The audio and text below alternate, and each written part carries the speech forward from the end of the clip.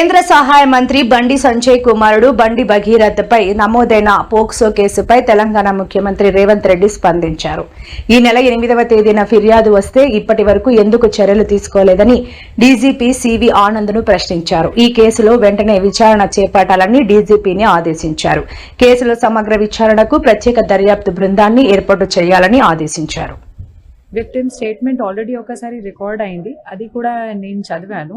ఇంకా ఫర్దర్గా మేము ఇంకా దీనిలో కొన్ని ఇన్ఫర్మేషన్ ఇంకా మనకు కావాలి, అందుకే మేము మళ్ళీ ఒకసారి ఆమెతోటి మాట్లాడతాం. ఇది మనకు అతను దొరికితే అతనికి ఆఫెన్స్ ప్రూవ్ అయితే మేము ఖచ్చితంగా అరెస్ట్ చేస్తాం. ఒక పాక్సో కేసు మన దగ్గర రిజిస్టర్ అయింది. పాక్సో కేసు రిజిస్టర్ అయిన తర్వాత ఇప్పటి వరకు చట్టం ప్రకారంగా ఏమేం కేసులు చేయాలి, లాస్ట్ 1-2 days లో కూడా మన వాళ్ళు చాలా ప్రయత్నం చేసి అన్ని డాక్యుమెంటేషన్ కలెక్ట్ చేశారు. అక్యూజ్ గురించి కూడా మేము ఇప్పుడు ఇన్ఫర్మేషన్ సిడిఆర్ నుంచి మేము ప్రయత్నం చేస్తున్నాము. మనకు దొరికితే అతన్ని మేము ఖచ్చితంగా పట్టుకుంటాం. నా కోసం ఇది మన పోలీస్ స్టేషన్ లో ఒక పాక్సో కేసు రిజిస్టర్ అయింది. ఇది విక్టిమ్ కి ప్రాపర్ గా జస్టిస్ ఇవ్వడానికి మన బాధ్యత ఉంది. కేస్ కంప్లైంట్ లో ఏమేమి ఉంది అది అన్ని వెరిఫై చేసి ప్రాపర్ గా ఇన్వెస్టిగేషన్ మేము చేస్తాము.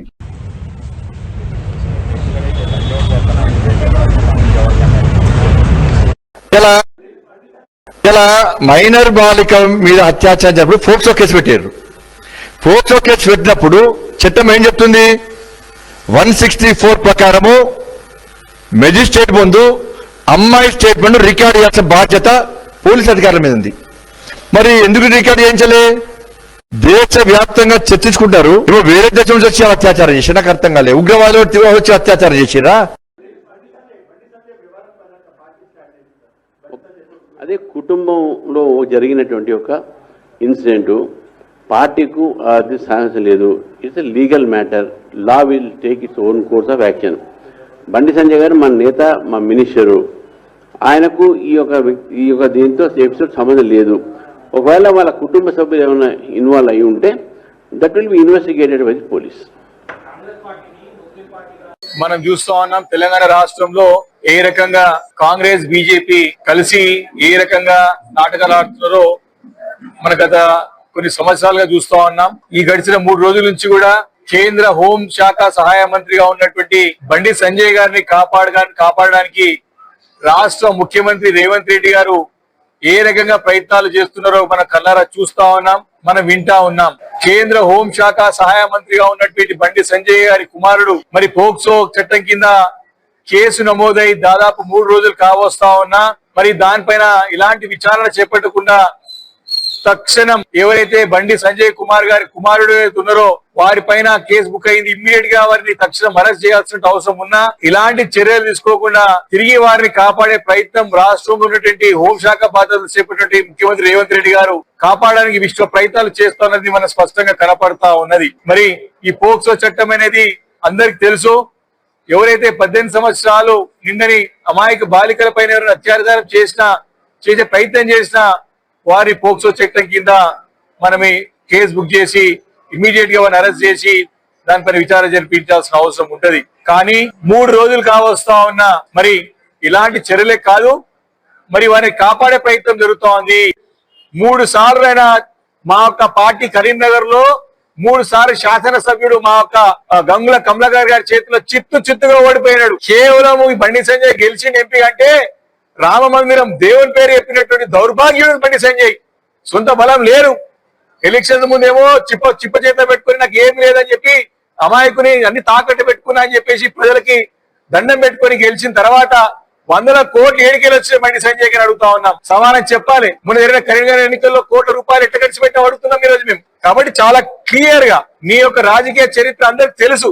2018కి ముందు ఏముంటే నువ్వు ఈ రోజు ఏమున్నావు? నువ్వు బ్లాక్ మెయిల్ రాజకీయాలకి రేవంత్ రెడ్డితో చీకటి ఒప్పందాలు చేసుకుని చీకటి వ్యాపారాలు చేసుకుంటా నీ బీజేపీ పార్టీని నీ ధర్మాన్ని అంతా కూడా కాంగ్రెస్ కి రేవంత్ రెడ్డికి తాకట్టు పెట్టినటువంటి నాయకుడు బండి సంజయ్. ముసలి కన్నీరు వేస్తా ఉంటాడు, ముసలి కన్నీరు వేస్తా ఉన్నాడు. ఏదైనా సరే వాస్తవం ప్రజలకు తెలుస్తుంది. నిజాలు తెలియడానికి టైం పడుతుంది, కానీ ఖచ్చితంగా టైం వచ్చినప్పుడు బయటపడుతుంది. ఈ రోజు బయటపడ్డది బండి సంజయ్ యొక్క అసలు నిజ స్వరూపం. ముసలి కన్నీరు కాదు, కళ్ళకి నీళ్లు పెట్టుడు కాదు, దేవుని పేరు ఎప్పుడు కాదు, ధర్మం పేరు ఎప్పుడు కాదు. ఇమీడియట్ గా రాజీనామా చేసినాక నువ్వు నిర్దోషివా దోషివా నిరూపితమవుతుంది. కాబట్టి ఈ యొక్క ముసలి కన్నీరు కారణం బంద్ చేయాలి బండి సంజయ్ అని చెప్పి ఈ సందర్భంగా మనం చేస్తాం. మదర్స్ డే రోజు మేము మిమ్మల్ని అడుగుతున్నాం, మీరు బేటీ బచావో బేటీ పడావో ఒక నినాదంగా మాత్రమే కాదు, నిజం చేసి చూపించండి. ఆ బేటీ తల్లి బాధిత బాలిక ఎవరైతే ఉన్నారో ఆ తల్లికి న్యాయం చేయండి, ఆ తల్లికి న్యాయం చేయండి. ఆ తల్లి అర్థిస్తా ఉన్నది, ఆ తల్లి అడుగుతా ఉన్నది. ఇక్కడ మీడియాకు వాళ్ళు లీకులు ఇచ్చినట్టు, మీడియా ప్రచారం చేస్తున్నట్టు వాళ్ళు పేదలు కాదు, వాళ్ళు డబ్బు ఎరవేసి కాదు, హనీ ట్రాప్ అసలే కాదు. ఇది 17 సంవత్సరాల మైనర్ బాలిక, ఆమె 2 సంవత్సరాల నుంచి వెంట తిప్పుకుంటా ఉన్నాడు, 15 ఏళ్ల నుంచే. ఆమె మైనర్ బాలిక అని తెలియదా? మేజర్ అయినటువంటి ఈ సాయి భగీరథకు ఇది తప్పని తెలియదా?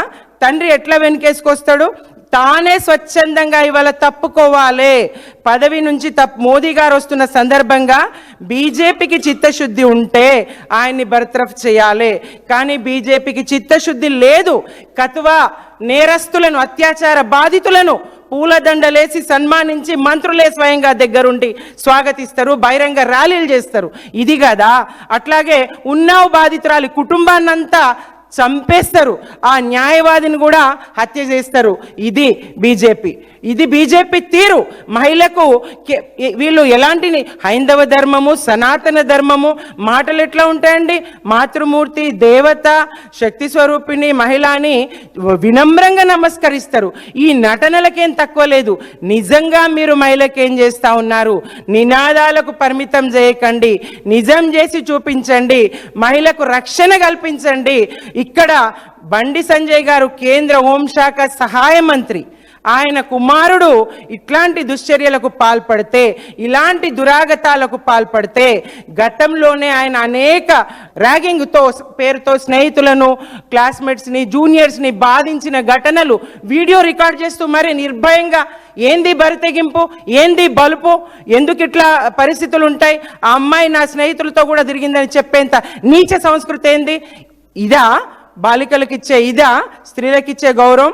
ఇదా బీజేపీ బేటీని బచాయించే తీరు? మోదీ గారు రాష్ట్రానికి వస్తున్నారు. మోదీ గారు 2 కోట్ల మంది మహిళల పక్షాన మీరు న్యాయం చేయాలి. బాధిత బాలికకు నిర్భయ చట్టం ప్రకారం కానీ, ఫోక్సో చట్టం ప్రకారం కానీ మీరు ఏదైతే కఠినమైన చట్టాలు తీసుకొచ్చిండ్రో ఆ చట్టాలు